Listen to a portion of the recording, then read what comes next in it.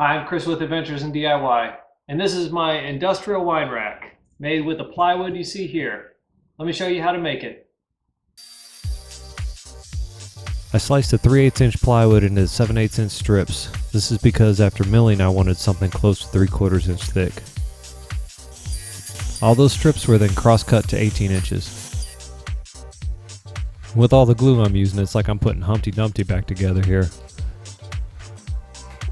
Getting these boards flat would go a lot faster if you planned the width to fit your planer.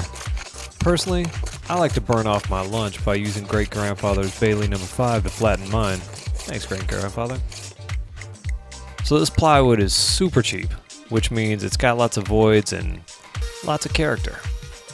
I filled in those characters with wood putty and then sanded it all down. Both of the boards are cut to 10.5 inches wide and 17.5 inches high.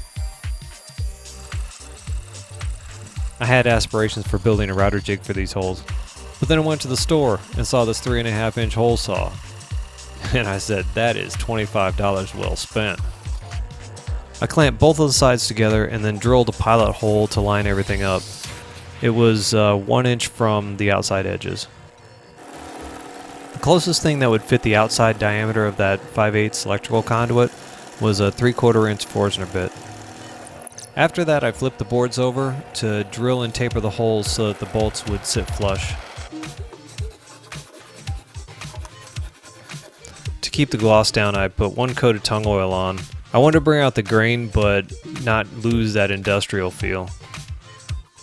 To figure out the length of the tube, I assembled everything, then took a measurement and added 3/4 inch to offset for the drilled out areas. Electrical metal tube has some nubs and some stuff on it, so I sanded it down a bit with some 220 grit sandpaper.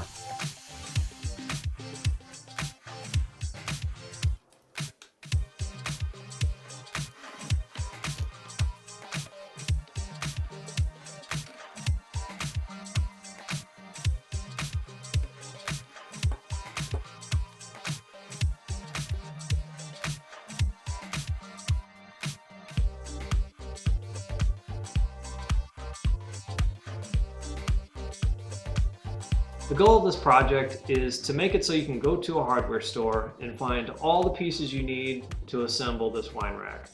That includes the electrical conduit in the center, the bolts, and the coupling nuts. And what that does is it allows you to focus in on the two pieces here in the front and back. And really that's what people see. Also, you can go out to your shop and grab all your scrap wood, laminate it together, and then do something just like this. In fact, I really enjoy the striations here. It's really nice.